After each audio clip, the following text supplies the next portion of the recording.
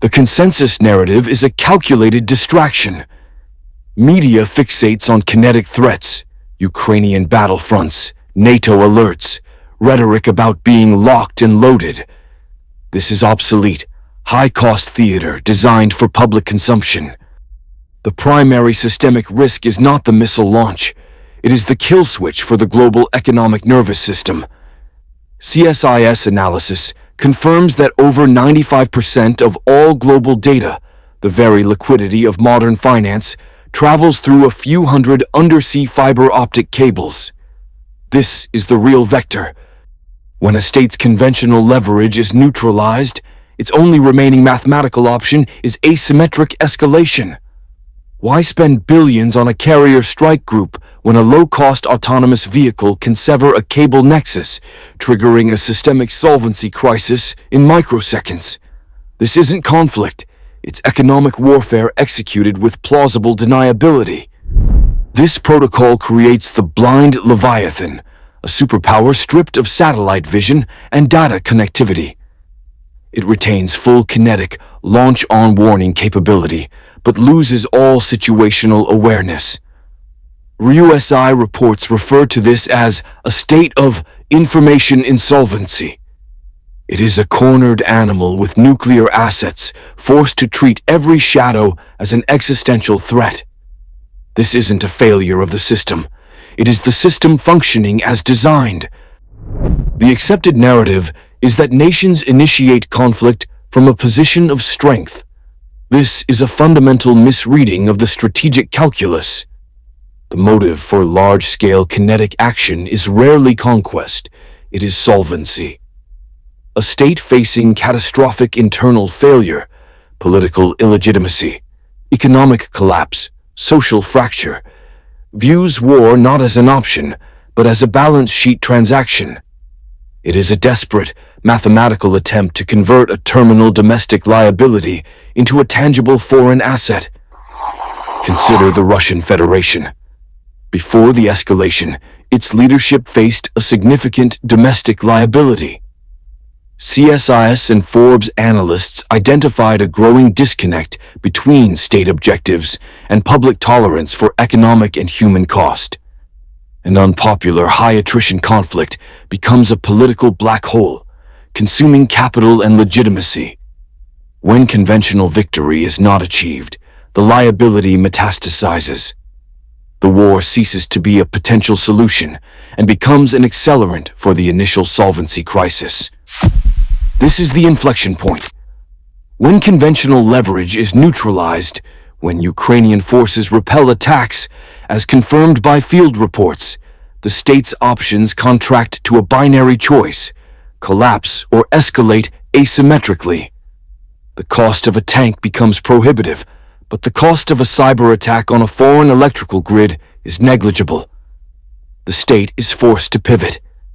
It converts its failure into a new kind of weapon, aiming not at armies, but at systemic nodes: energy, finance, food supply. This isn't a strategy of choice. It is the last entry in the ledger of a failing enterprise. The central equation governing modern warfare has fractured.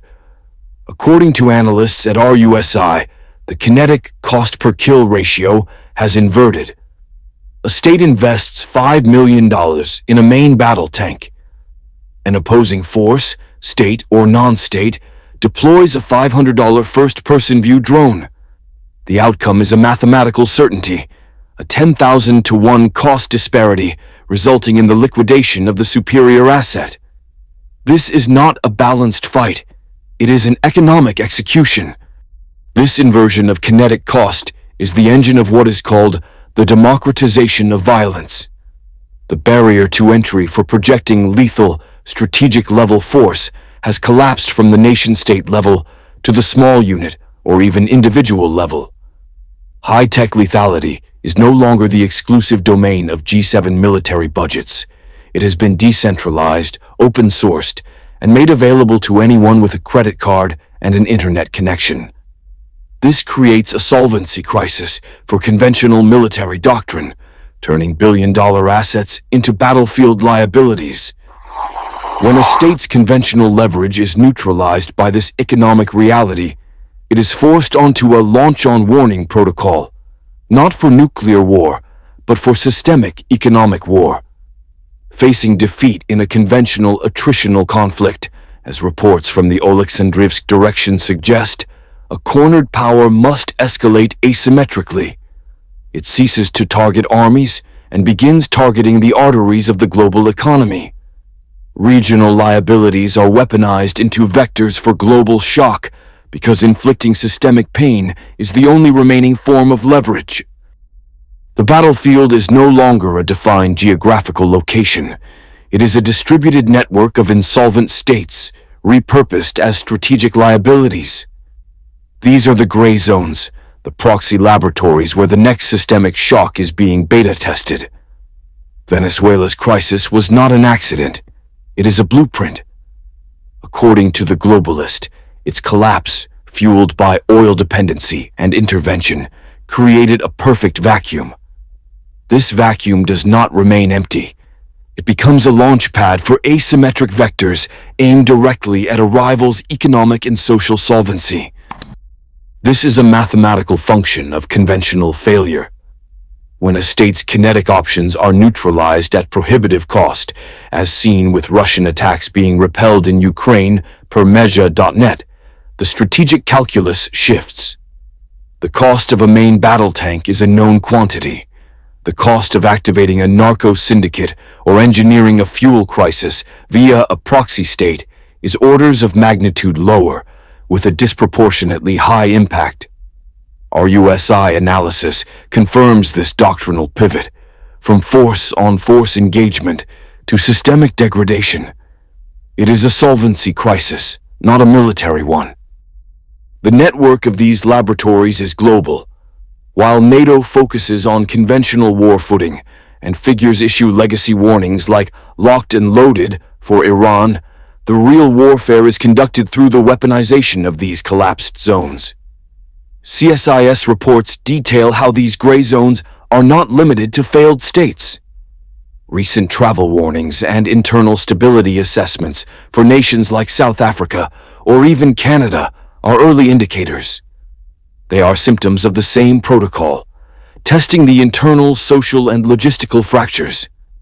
Factors of a target nation. These are not the conflict, they are the staging grounds, the petri dishes for converting regional instability into direct, non-kinetic systemic shock. The launch-on-warning protocol is not an instrument of aggression, it is a mathematical function of fear. CSIS reports confirm the core logic. A state must guarantee its second strike capability to maintain deterrence. If an adversary's first strike can neutralize your arsenal on the ground, your deterrent is insolvent.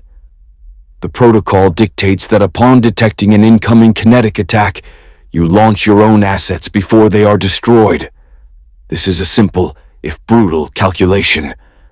But the true systemic risk vector is not the missile, it is the signal. In the fog of digital war, a sophisticated cyber attack can blind a state's early warning radar and satellite systems. The commander is now operating with zero visibility. The mathematical choice becomes absolute.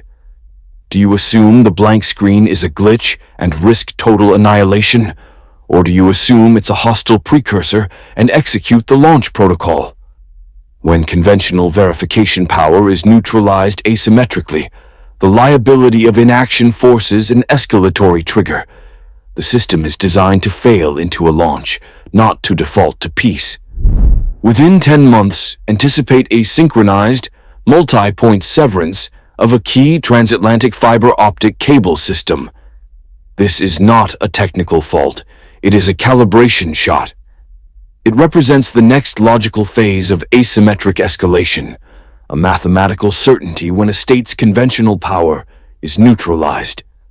As RUSI reports confirm regarding the attritional nature of the conflict in Ukraine, a state whose kinetic options are exhausted must convert a regional liability into a global systemic vector.